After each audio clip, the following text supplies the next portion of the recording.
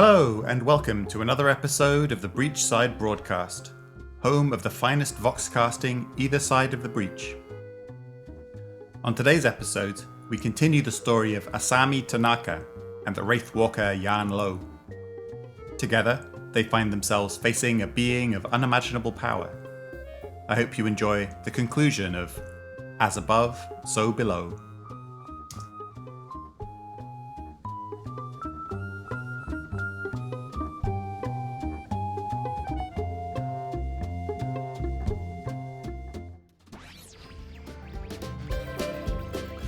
This episode of the Breachside Broadcast is brought to you by Bob's House of Exorcism.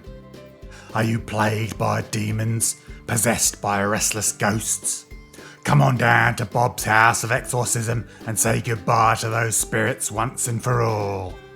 Remember to bring a holy book, a bell, a vial of clear water, 2 vials of blood, a bag full of silver, and the names of anyone you might have wronged in this life or any other.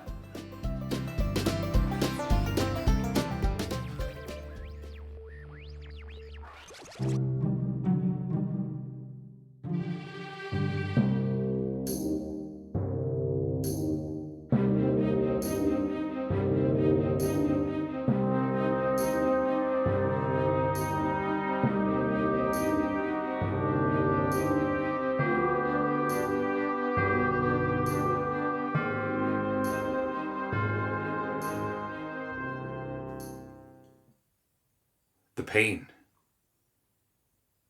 It was as if a carnivorous parasite had embedded itself inside Asami. Its barbed mandibles latched to the inside of her skull, tearing away at her brain with relentless abandon. She had not felt this shattered since the fateful night in Kamakura when Titus had plunged his blade into her womb and changed her life forever. Asami's nerves were so frayed that she could hardly breathe, let alone cry out in anguish. She nearly forgot where and who she was, and she struggled with all her will to stay conscious. But the voice she had heard from before, the one that had contrasted against the demonic laugh, was like an anchor. She concentrated on its humanity, and she somehow understood that as much as she was suffering, she was not alone with Aminjaku and the new monstrosity she had helped him summon. Her breathing slowed, and although the agony was still unbearable, she could still sense beyond it, blind, curled up and broken as she was. The voices, both the old man's and the demon's, rang around her in a whirl of chaos, and she was only able to pick out bits and pieces of their shouting. But she heard one name that almost caused her to stop writhing. Yan Lo. Could it be? He didn't exist, of course. The pain was truly driving her mad. She had misheard. The Wraithwalker was just a myth. After a few moments that felt more like centuries, she heard her own name. "What did you promise this Asami?" the demonic voice asked. She was so detached that the syllables felt foreign to her. "A child," she heard Aminjaku answer with a squeaky, malicious chuckle. "Preposterous. I suppose you never planned to deliver. You always were a perfidious little beast." Immediately, the pain that had engulfed Asami seemed to dissipate. It was nothing compared to the crippling, stifling emptiness that filled her inside like a numbing toxin. She had been played. All those whom she had killed over the past months in her righteous quest to bring just one more life into the world, it was just a fiction after all. Kita, the 5 charm warders, and countless others who died for her precious child, they had perished for naught. There was nothing left inside her but harrowing rage. Her eyes flickered open. It took Asami but a fraction of a second to process her surroundings as she struggled to her feet. She saw a wide-eyed old man with big, bushy eyebrows clutching a kakara and several strings of prayer beads, accompanied by a young woman adorned in flowing teal robes. They were surrounded by a filthy mash of rotting, animated flesh that Asami instantly recognized as a Nupepo. Directly above her glimmered a whirling green portal through which 4 Akaname burst. Their entrance reminded her of a diseased boil when it ruptured and discharged its foul contents everywhere. Of Aminjaku and the other demon, there was suddenly no sign. Thinking quickly, Asami fought to harness her magic, and she felt a wave of overwhelming relief as the familiar maw burst from the back of her scalp, gnashing its teeth joyously in anticipation of the coming fight. Her hair drifted upwards again, and glowed a deep arcane blue, its almost heavenly radiance defying the pestilential green of the glimmering rift. Asami threw herself forwards towards the Akanami, palms forward, commanding the Kaiman to stop. Yet the insolent creatures paid her no heed. Instead, they clawed at her throat, trying to reach the old man and his accomplice behind her. Asami's confidence died as quickly as it came, and with fearful realization she understood that these beasts were beyond even her control. She needed a new plan. Asami redirected her energy into her locks, which began slithering around her protectively, swatting away any oncoming blows with blinding speed. Encased within an inky blue-black cocoon, she closed her eyes. Just as she had done many times before, Asami called into the beyond, reaching into the perverse hellscape with all her focus, fueled by anger and desperation alike. She had become so adept at it by now that it only took her a second to find what she was looking for. She was like a fisherman who had learned the best waters to cast a line. The moment Asami connected with her quarry, she felt her second mouth stretch into impossible proportions to accommodate a new form as it forced its way through. First to emerge were unnaturally long, dexterous fingers with razor-sharp nails, each connected to bony palms and skeletal arms. Quick to follow was an elongated head, its insipid skin stretched tight around its gaunt skull, wholly covering the area where eyes and nose should have been. All that remained was a wicked mouth of blackened teeth, 100 foully glistening needles planted inside rotting, bleeding gums. Asami snarled with fury, and as soon as the Oaguru Batari extracted itself completely from the moist prison of her maw, it made a beeline straight for the Akanami, and began tearing them to shreds with inhuman bloodlust. The Kaiman stood no chance. There was simply no match for the raw ferociousness of the Oguru Batari's hunger. Thick droplets of demonic ichor misted the air as the stinking orange monsters met their gory end. The old man and his female attendant finally had a chance to focus on the Nupepo, which had managed to creep up to their waists. They blasted it with wave after wave of magic, assisted by the rapid shredding of the Oguru Batari's claws, until it shrunk to the size of a puddle. The red veins inside spilt and leaking. The goo began to smoke and then evaporate, leaving behind the miscellaneous furniture fragments and trinkets from Asami's chambers that it had absorbed in its vacuous corpse. Asami walked up to the portal, and before any other Kaiman could force their way through, she grasped each side, hands glowing with enchanted power. As if closing the drapes of a window, she felt the satisfying elasticity of the magical tear as she overcame its resistance and forced the opposite ends closer and closer together. When they connected, the gate disappeared like the Kaiman which had crawled through it, leaving no trace that it had ever existed. The onlookers gaped as the Oaguru Batari approached Asami, its teeth glistening with blood, evidently disappointed that there was nothing left to kill.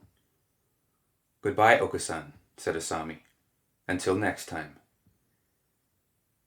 The Oni wrapped its slender fingers around Asami's cheeks with impossible tenderness, and brought her forehead close to its own. Their noses would have touched if it had one. Then the being flickered out silently, still caught in a loving embrace until the very end.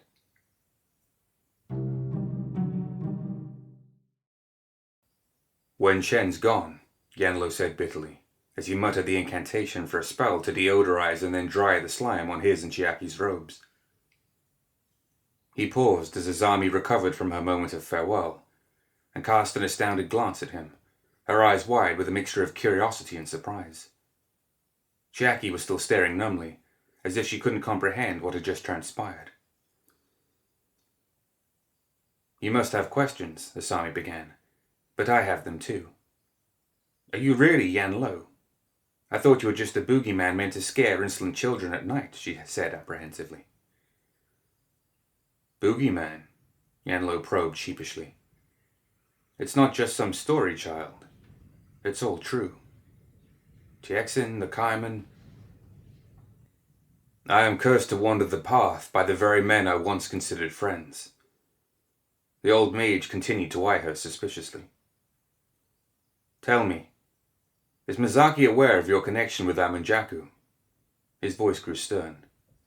Be honest. Everything depends on it. No, she replied with a shudder, her face in her hands.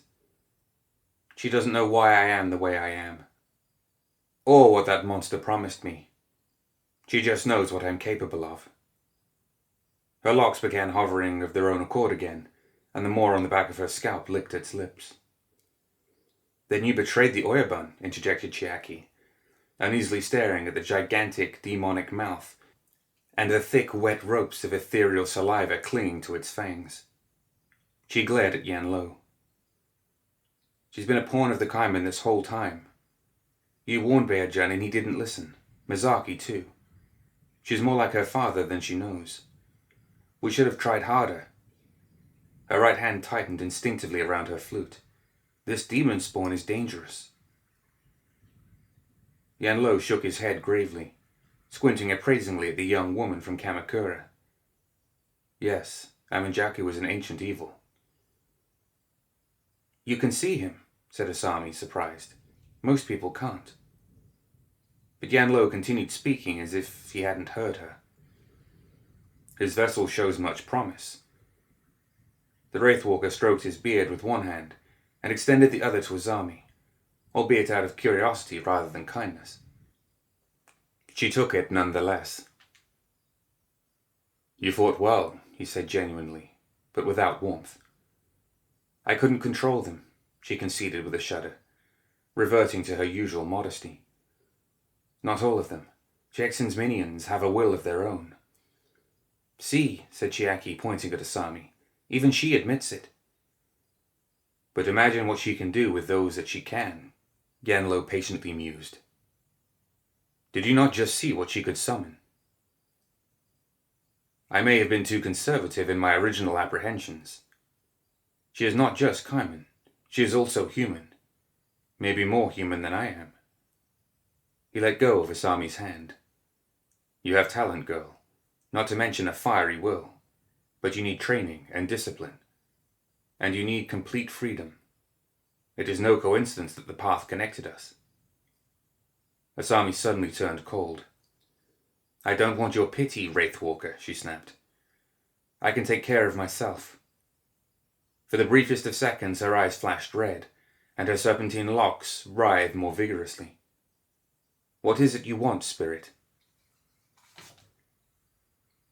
We are connected by Tiexin, you and I, Yan Lo mused. He is my responsibility by kinship, and yours through Amanjaku. I want closure for the both of us. I do not regret what I did to him. Perhaps all of humanity would have shared his fate if he had opened the gates to beyond. He tapped his kakara on the ground eagerly. I need to finish what I started, and so do you. Chiaki stepped abruptly between the two of them. This is crazy, uncle. She cast a scathing look at Asami and crossed her arms. We just met this woman. You've seen how dangerous she is. Leave her, she suggested. What use is she if she can't control the Kaiman anyway? We must pursue that imp and Wen Shen on our own. Yan Lo was about to respond when Asami closed her eyes in concentration. Moments later, the moor at the back of her head stretched into horrifying, unnatural proportions as a simian creature with bluish fur forced its way from the churning chaos within. It let out an ape-like howl as it fully came into existence before their eyes. Sharp karma clutched in each of its hands. Dance, said Asami with a curt nod. And suddenly the yokai began hopping from foot to foot, clapping its hands, sickles sheathed. It would have been humorous if the demon wasn't so terrifying. That's a cheap parlor trick, snorted Chiaki. Asami pointed at Chiaki with a quivering finger. Kill, she said coldly. Immediately the yokai roared, drew its weapons and rushed straight towards the other woman. Stop, Asami commanded, an instant before one of its sickles pierced Chiaki's chest. I was prepared for that, said Chiaki angrily, her flute between her lips. Asami ignored this. End yourself, she said piteously. The yokai hesitated for the briefest of seconds, and looked straight at its mistress, as if hoping it had misheard. Asami nodded, and seemingly resigned, the beast plunged both of its blades into itself, before flickering away with a miserable whine. Satisfied? Asami asked, with a pointed glance at Chiaki. The moor at the back of her head sealed, and her hair, no longer suspended in mid-air, returned to its usual position, streaming down her shoulders. No, Chiaki said stubbornly, returning her flute to her bag. Yan Lo chuckled. She's got as much spirit as you do, niece. What now then? Chiaki asked, still frowning. We find Amanjaku. The old man glanced at Asami expectantly.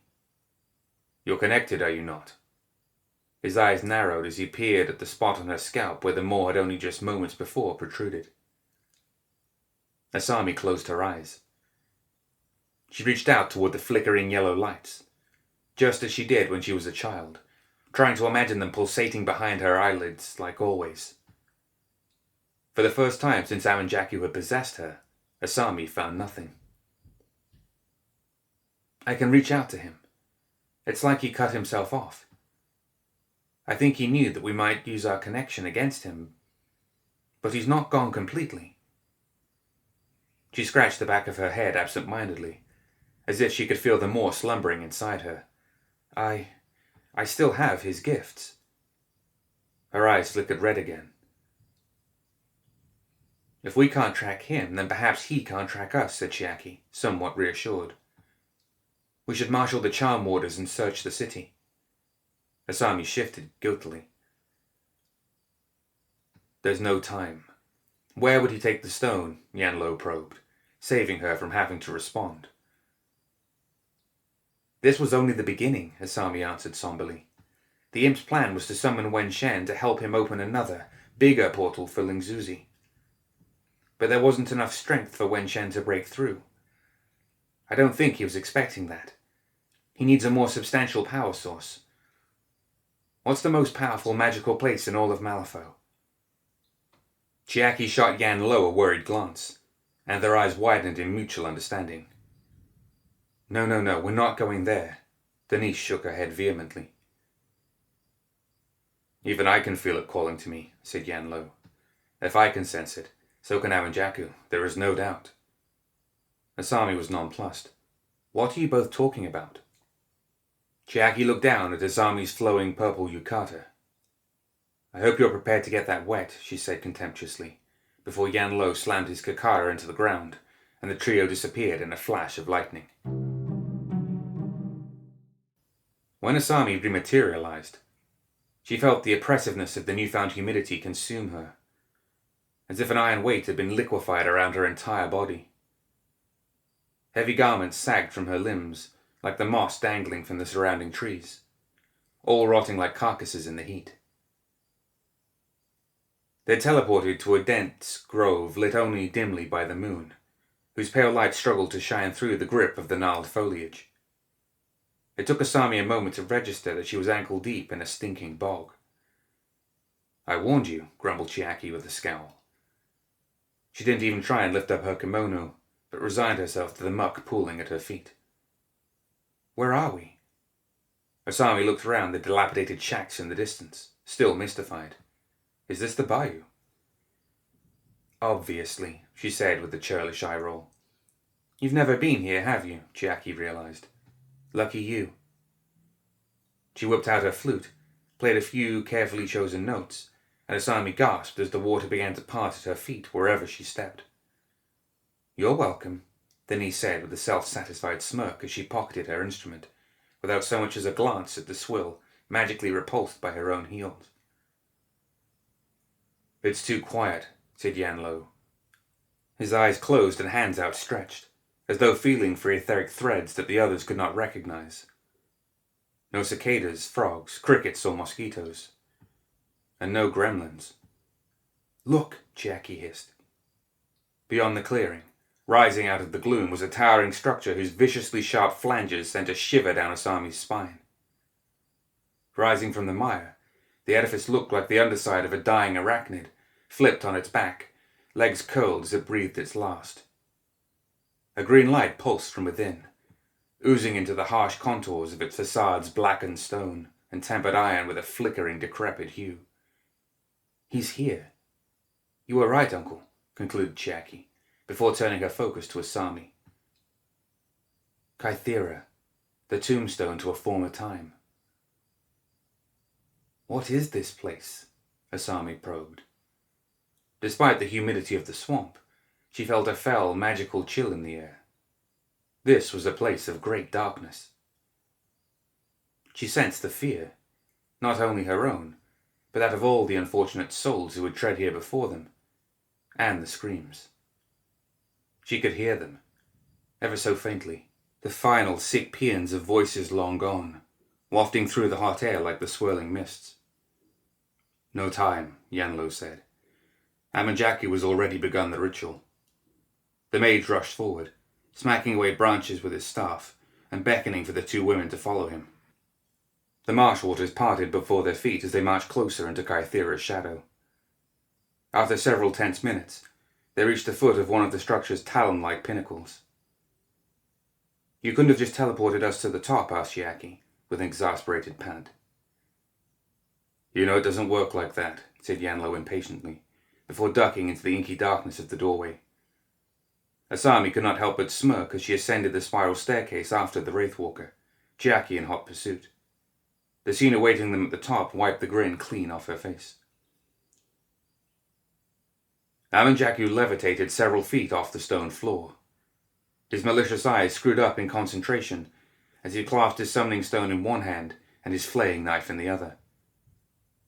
At the bases of Kythera's rising towers, green portals of radiant energy, each just like the one that had appeared in Asami's chambers, pulsated sinisterly, like the refractions within a twirling kaleidoscope. Beams of energy connected the imp's little gem to each of the arcane doorways. Beside Amanjaku, the hazy form of Wen Shen, surrounded by a cloud of flies, became clearer with every passing moment, drawing sustenance from both the gem and the passages to beyond. The Plague Bringer was no longer tied to Amanjaku's stone by magical threads. The lower half of his body had rematerialized in full now, or at least what was left of it. The skin exposed by the tears in his robes was bruised, gangrenous and raw, festering with pus and ichor. Only pure force of will seemed to be holding the muscles and sinew of his legs together. It seemed as if his entire form would collapse in a noxious, fleshy puddle without it. Wen Shen clapped his hands together slowly. "I knew I had only bought a little time," the Carmen gurgled, peering intently at Amanjaku. The imp seemed ensnared in a trance so deep that he either could not or would not recognize the new arrivals. "But it will be enough. You're too late, Yan Lo. Amanjaku will finish the summoning, and with me by his side, Ling Zuzi will claim this world." The Wraithwalker said nothing, and instead slammed his staff into Kythera's cold stone. A wave of magical energy pulsed around them, and the spire began to shake. Asami leapt backward in shock as the ground split and sunk, and from the depths emerged 5 sets of emaciated fingers, shattered arms and leering skulls, jaws locked forever in silent screams. Within moments the reanimated corpses had formed complete bodies, fists locked and ready to fight. The undead warriors rattled and snapped menacingly, hands outstretched, thirsting for vengeance. Chiaki blew a single note from her flute, and immediately their eyes and limbs were lit ablaze with necrotic fire. "I see you can teach an old man new tricks," Wen Shen taunted, almost amused. "Many have died in this place, Tiexin. You will soon join them," Yan Lo hissed. "Not today, Yan Lo. Not today." The plague only cackled again, and with a snap of his fingers, a flood of Kaiman began to pass through the portals from beyond into the confines of reality. Asami's heart leapt in her throat as she realized that Wen Shen's incursion party was massive. First came simian yokai, brandishing their sharpened blades and gnashing their teeth. Close behind were the hulking forms of obsidian oni, twirling their polearms in elaborate arcs and beating their chests in anticipation. Other beasts were stranger still. Equine creatures of pale blue with flaming manes, ram-like six-legged hulks with vicious horns, and bat-like pests sprouting leathery, mottled wings of rich lavender and mulberry. All of Kythera was engulfed by the hellish menagerie of Kaiman crowding the central dais. Yan Lo, Asami, Chiaki, and their reanimated skeletons were hopelessly surrounded. "You seem awfully confident, Yan Lo," Wen Shen smirked. "But then again, I suppose you learned that from me." "Uncle," whispered Chiaki with a tremble, "we can't win. There are too many. We should return to Misaki and regroup." Yan Lo's newly summoned warriors turned their heads from target to target, trying to anticipate the first blow. The undead betrayed no sign of fear, but even they seemed to know that they were dangerously outnumbered.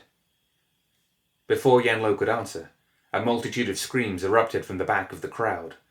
Several of the smaller Oni, especially the yokai, flickered into oblivion. Their forms distorted themselves in the pale moonlight as they blinked back and forth across the inseparable barrier between worlds. Moments later, some of the bigger demons barely had time to contort their obscene visages into expressions of surprise before they, too, disappeared into the night with a pop. Wen Shen's eyes widened in shock as he barked his frustration. "Useless, all of you," he shouted, but it was to no avail. Many of the Oni were immaterializing quicker than they could be replaced.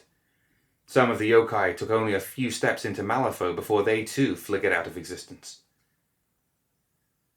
"The ritual isn't complete. The connection to beyond is unstable. There's still time," Yan Lo realized, regaining his composure.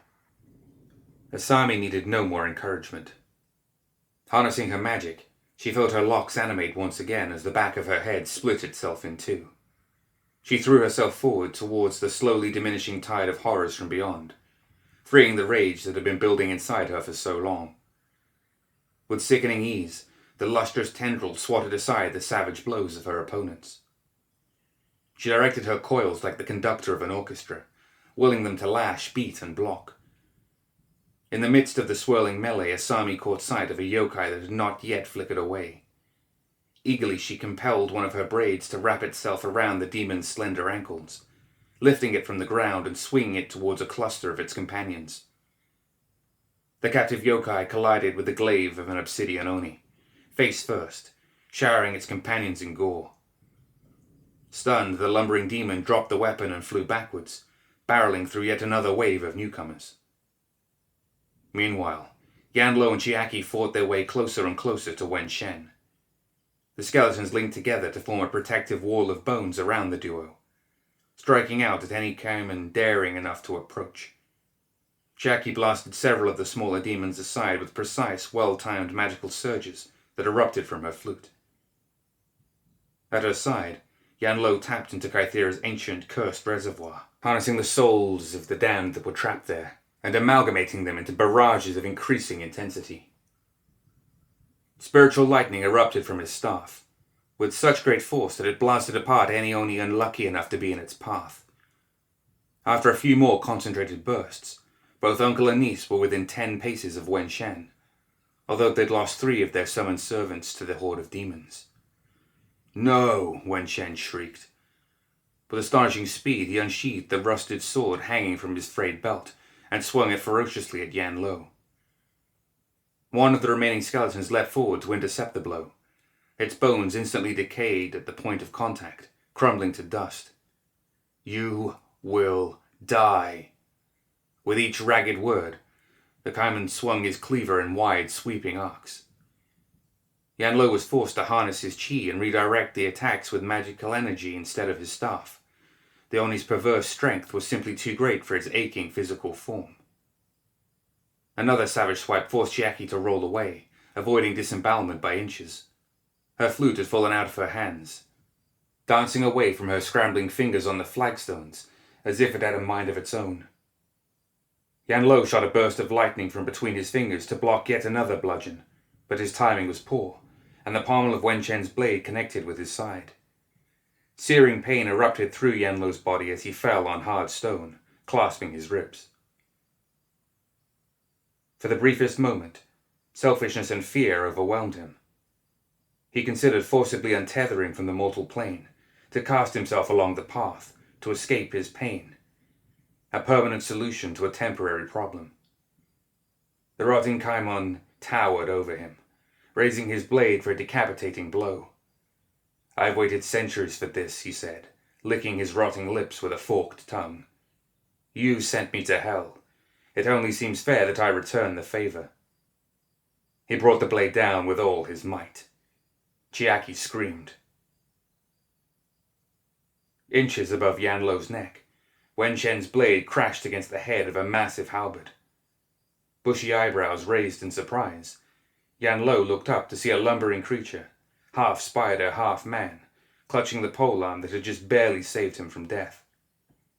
With unnatural strength, the Jaragumo braced its hind legs against the ground and slowly pried Wen Shen's locked blade upward, giving the mage enough space to slip away. An ardent command pierced the lull. "Strike back!" It was Asami, her eyes closed and legs folded as though she was meditating. Like Amanjaku, she too floated above the ground, all her focus and concentration spent on controlling the demon she had just brought forth from her maw. "Defend the Wraithwalker." The Jaragumo nodded, blinking its many eyes before leveling its blade towards Wen Shen. Raving that his prize had been denied, the Plague Oni roared and initiated a series of brutal two-handed strikes against his new adversary. With Wen Shen distracted, Yan Lo seized his chance. He knew there would not be another. Fighting against the splintering pain in his ribs, the mage harnessed his remaining chi and shot a bolt of magical energy straight at the exposed stone in Amanjaku's hand, drawing upon the soul power of Kythera to amplify his own. When the spell connected, the force of the blast shattered the gem to pieces, and threw the imp over the edge of the spire and into the marshland below. Wen Shen let out a horrified, demonic howl as he watched his own decrepit form flicker away into nothingness. One by one, the remaining Oni disappeared alongside the portals that had facilitated their crossing. The night grew still, and Yan Lo, Asami, and Chiaki were alone once more, lit only by the ephemeral glow of the fading moon and its court of dying stars. Chiaki stared blankly at the massive Spider-Man that Asami had summoned as it flickered out of existence. The Oni had followed them down from the spire and into the marsh, the injured Yan Lo clinging to its front legs. How does that come out of there?" she asked, gesticulating at the maw protruding from Asami's scalp. "None of this makes sense." Asami simply shrugged. "Just go with it. I've done it before." Amanjaku lay splayed in the mire, mud covering his snarling features as he beat his fists on the ground like a slighted toddler. Asami's locks had fallen limp at her sides, the ethereal energy dying from her eyes as she strode purposefully toward her betrayer. The summoning stone from beyond was naught but emerald powder coating the imp's taloned fingers. "It's over," she said curtly. Yan Lo and Chiaki in tow. The Wraithwalker's kakara was raised and crackling with energy, while Chiaki's flute gleamed pristinely from between her pursed lips. The niece's delicate fingers pressed tightly against the keys, ready to send forth the banishing note. "Oh, come now," Amanjaku said, his arms raised as if to surrender, while his eyes darted almost imperceptibly to his flaying knife. He looked imploringly at Asami. "You and I have been in this position before, haven't we?" he said, pupils wide. "We made a deal last time, and all things considered, it didn't end too badly for you, right?" He gave a nervous chuckle. "We can make another arrangement." "Finish this," barked Yan Lo urgently with a nod, well before Asami could answer. His watery eyes narrowed, not with contempt or hatred, but determination. "Too many have suffered already. Ling Zuzi must never come this close to Malifaux again." Chiaki nodded, and Yan Lo began muttering a fatal incantation. Amanjaku closed his eyes as lightning crackled from between his fingers and the tip of his staff. "Wait," Asami's locks came to life once again, and little Oni began to convulse as though caught in a seizure. "What's happening?" Chiaki asked fearfully. "I don't know." Asami sunk to her knees, her vision blinded by the whispering yellow lights. Before she could utter another word, Amanjaku's eyes shot open. They were completely glazed over and black as night. His body continued to twitch, as if possessed by a malignant force. The imp began to speak, but the voice was not his own. It was a monstrous guffaw, a laugh that suggested thirst, hunger, and domination in every fiery syllable. It was oppressive and consuming, unlike anything she had heard before. "Stupid girl." "Who are you?" Asami cried, but the voice ignored her. "Wraithwalker, I speak to you now," Amanjaku roared. Although still stunned, Yan Lo did not quail. "You cannot intimidate me." The voice paid him no heed. "You changed nothing. I am coming to take what is rightfully mine." "You are entitled to nothing, demon," he answered defiantly. "No, I am entitled to everything.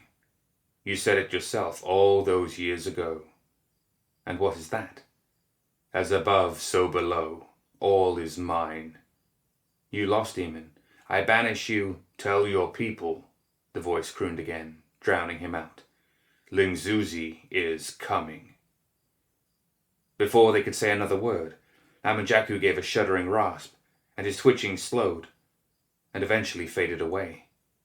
The voice possessing him was gone. "Was that?" Chiaki stuttered. Yan Lo nodded gravely, staring down at Amanjaku as its breathing returned to normal. "We can't kill him," Asami said.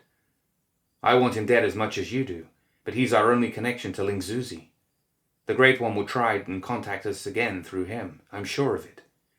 Malifaux is too tempting a prize. In snuffing out his life, we blind ourselves." "I agree," said Yan Lo bitterly. "But it is not Malifaux I am worried about. He said, 'Tell your people.' The Kaiman are coming for Earth first. Soon. We may already be out of time." "I will inform the Oyabun," Chiaki decided. "We should start marshalling our defenses Earthside and leveraging our contacts among the three kingdoms. It is not too late." The mage said nothing. "Uncle, are you listening to me? Uncle!" Again Yan Lo didn't answer. He simply found a tree stump protruding from the frothing shallows and sat beneath the stars, the water soaking his monk's robes far past the ankles. With inexplicable dread, he stared up at the heavens and placed his hands in his lap, hoping, praying, for the path to guide him against the inevitable storm. At last he looked imploringly at Asami. "You and me. Together." Asami nodded gravely. Both knew that from this tempest there would be no shelter.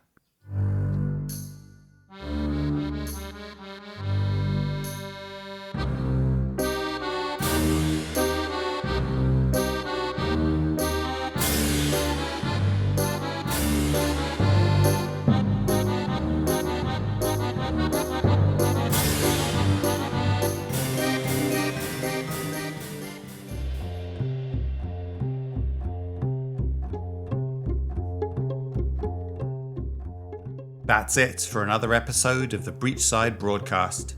Join us next time for more Tales of Malifaux.